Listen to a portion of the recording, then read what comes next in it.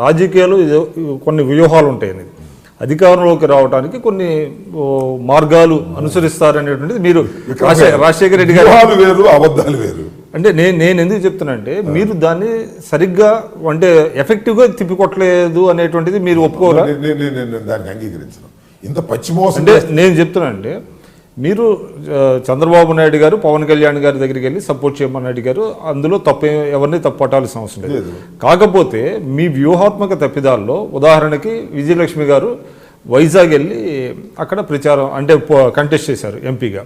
అక్కడ సబ్బం హరి కానివ్వండి, కొనతాల రామకృష్ణ గారు కానివ్వండి, ఇటువంటి సీనియర్ లీడర్లతో అసలు సంప్రదింపులు ఏమీ లేకుండా దాదాపుగా ఏకపక్షంగా నిర్ణయం తీసుకొని అక్కడ ఇంపోజ్ చేశారు. అక్కడ లోకల్గా ఏమొచ్చింది, మనల్ని ఎవరు అంటే మనల్ని కాన్ఫిడెన్స్లో తీసుకోకుండా విజయలక్ష్మి గారు ఇక్కడికి వచ్చి కంటెస్ట్ చేస్తున్నారు అనేటువంటిది ఒకటి వచ్చింది.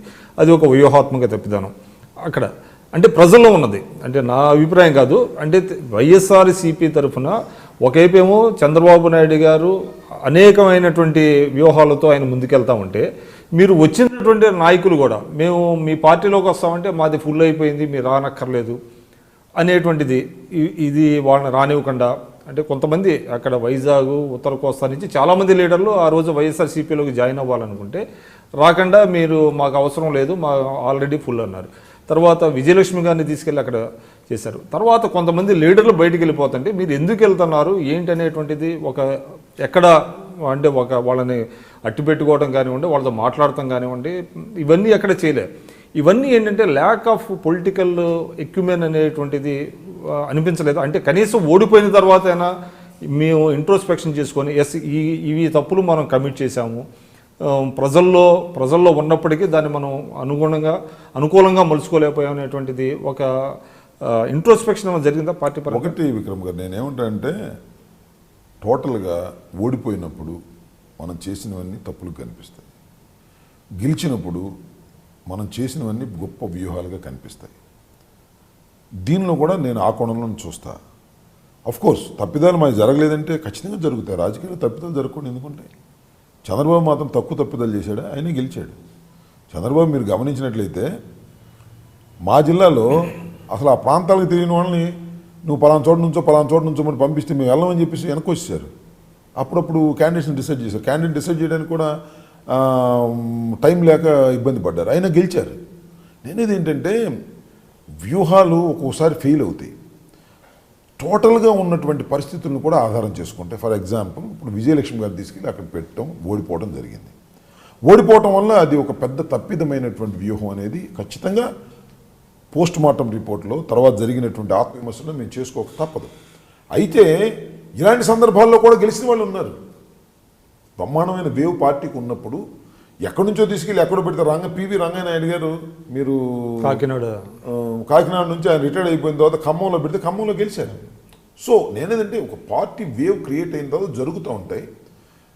సరే అవి అట్లా అట్టి పెడితే నేనేదేంటంటే వ్యూహాత్మక తప్పిదాలు వైఎస్ఆర్ కాంగ్రెస్ పార్టీ నుంచి లేవని నేను అనడానికి సిద్ధంగా లేదు. వ్యూహాత్మక తప్పిదాలు ఉంటాయి, చంద్రబాబు నాయుడు గారికి ఉన్నాయి, మాకు ఉన్నాయి. కానీ చంద్రబాబు నాయుడు గారు ప్లే చేసిన ట్రిక్స్ జగన్మోహన్ రెడ్డి గారు ప్లే చేయలేరు.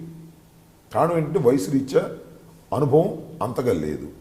రెండోది ఏంటంటే ఆయన దగ్గర ఉన్నటువంటి ప్రమాదకరమైన అంశం ఏంటంటే ఒక మాట మనం చెబితే రేపు కమిట్ అవ్వాలి కదా అనుకుంటాడు. చంద్రబాబు నాయుడు గారు ఏమంటాడు, ఒక మాట చెబుతాం కమిట్ అవుతాం, లేకపోతే మన ఇష్టం డబాయించవచ్చు అనుకుంటాడు. ఈ తేడా దీర్ఘకాలికంగా ప్రజలను దగ్గర చంద్రబాబు నాయుడు గారికి దూరం చేస్తుంది, జగన్మోహన్ రెడ్డి గారికి దగ్గర చేస్తుంది. ఇప్పుడు మేమందరం జగన్మోహన్ రెడ్డి గారిని చాలామంది రైతులు మా పార్టీకి సంబంధించిన వాళ్ళు రుణమాఫీ మీద ఎగబడుతున్నారు. సార్ జనం మీరు కనీసం జగన్మోహన్ రెడ్డి గారిని కూడా రుణమాఫీ చేపిస్తాను ఒక మాట అనంటే మేమందరం ఇలా చెబితే అన్న ఎట్ట చేస్తామన్నా మన గవర్నమెంట్లోకి వస్తామనుకో రుణమాఫీ అవుతుందా అవ్వదు కదా, అవునప్పుడు మనం చెబితే మన తర్వాత మనం తిడతాడు జనం అని చెప్పారు. మరి చంద్రబాబు నాయుడు గారు రుణమాఫీ చేస్తామంటే చేస్తా అన్నాడు, ఎంత చేస్తానో మొత్తం చేస్తా అన్నాడు. ఎలా చేస్తానో నాకు తెలిసి నేను ఎకనమిస్ట్ నేను చేస్తా అన్నాడు, ముఖ్యమంత్రి అయ్యాడు. ఏం చేశాడు? అట్టగా జగన్మోహన్ రెడ్డి గారు కూడా తప్పుకోవచ్చు కదా అనుకోవచ్చు. కానీ ఇక్కడ బేసిక్గా ఏంటంటే జగన్మోహన్ రెడ్డి గారు ఒక మాట అంటే నిలబడాలి అనుకుంటాడు తండ్రిలాగా. చంద్రబాబు నాయుడు గారు ఒక మాట అన్నా నిలబడాల్సిన అవసరం లేదని అనుకుంటాడు కావాలని మనకు ఇప్పుడు అర్థమవుతుంది. అతనికి అదృష్టం వరించింది, జగన్మోహన్ రెడ్డి గారికి అదృష్టం వరించలేదు. అదృష్టం ఇదే చివరిది కాదు, మొదటిది కాదు. రాబోయే కాలంలో అనేకమైనవి చూస్తాయి. ఎక్స్పీరియన్స్తో అనేకమైన అనుభవాలు నేర్చుకుంటాడు జగన్మోహన్ రెడ్డి గారు కూడా. చంద్రబాబు నాయుడు లాగా మాత్రం జగన్మోహన్ రెడ్డి గారు ఉండడని నేను అనుకుంటున్నాను. కారణం ఏంటంటే మనం ఏం చెప్పినా జనం నమ్ముతారు. ఇవాళ ఏంటంటే కానీ ఫర్దర్గా గ్రాఫ్ ఇంకా పడిపోయింది అనేటువంటి భావన ఎవరిది? వైఎస్ఆర్సీపీ. చంద్రబాబు నాయుడు గారికి అనిపిస్తూ ఉంటుంది ఫర్దర్గా గ్రాఫ్ అంటే ఇప్పుడు మీకు అసెంబ్లీలో పెర్ఫార్మెన్స్ కానివ్వండి, బయట యాజ్ ఎన్ అపోజిషన్ పార్టీగా అంటే ప్రభుత్వ వైఫల్యాలు ఉంటాయి, ప్రతి ప్రభుత్వంలో కొన్ని వైఫల్యాలు ఉంటాయి, దాని మీద తగినంత ధీటుగా ఎదుర్కోలేకపోతుంది వైఎస్ఆర్సీపీ అనేటువంటిది. అందువల్లనే ఇటీవల కాలంలో కొంతమంది నాయకులు కూడా వెళ్ళిపోతున్నారు. సార్ ఒకటి నిజంగా నాయకులు స్వచ్ఛందంగా జగన్మోహన్ రెడ్డి గారిని వదిలిపెట్టి చంద్రబాబు నాయుడు గారికి ఆకర్షితులై వెళ్ళిపోతుంటే మీరు చెప్పేది 100% కరెక్ట్, నేను ఒప్పుకుంటాను. నిజంగా స్వచ్ఛందంగా వెళ్ళిపోతున్నారా? చంద్రబాబు నాయుడు గారి పరిపాలన అద్భుతంగా ఉన్నదని, జగన్మోహన్ రెడ్డి గారు సరిగా సక్రమంగా చూసుకోవటం లేదనేది నిజంగా నమ్మి వెళుతుంటే మీరు చెప్పేది 100% నిజం. జగన్మోహన్ రెడ్డి గారిని వీడి వెళుతున్నటువంటి శాసనసభ్యులు అక్కడ ఏదో లబ్ధి పొందుదామని, మంత్రులు అవుదామని, లేకపోతే 20 కోట్లు 30 కోట్లు ఇస్తారని వెళ్ళడం లేదా? నిజం చెప్పమానండి, గుండె మీద చేయి వేసుకు చెప్పమానండి. నిజంగా అలా వెళ్ళకపోతే శభాష్ అని అంటాను నేను. కాదు, ఇవాళ జరుగుతుంది ఏంటంటే నిజంగా అపోజిషన్ అనేది పెద్దగా బాగా పర్ఫామ్ చేయట్లేదు. అపోజిషన్ గురించి జగన్మోహన్ రెడ్డి గారి గురించి భయపడలేదు. ఎందుకు 20 మందిని తీసుకోవాలని నువ్వు ఊరిని తీసుకుంటున్నావా?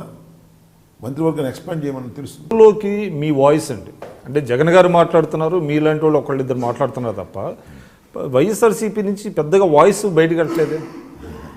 అంటే yes that is also true అనే అభియోగం ఉంది. ఎందుకు వెళ్తుందండి? అసలు మా వాయిస్ చూపిస్తే వాళ్ళ వాళ్ళ కేబుల్స్ కూడా కట్ చేస్తున్నారు కొన్ని ఛానల్స్. మా వాయిస్ ఎక్కువ చూపిస్తే, జగన్మోహన్ రెడ్డి గారి గురించి ఎక్కువ చెబితే, చంద్రబాబు నాయుడు గారు చేస్తున్న తప్పులు ఎక్కువగా చెబితే కొన్ని ఛానల్స్ని ఆపేసినటువంటి సందర్భాలు ఉన్నాయి.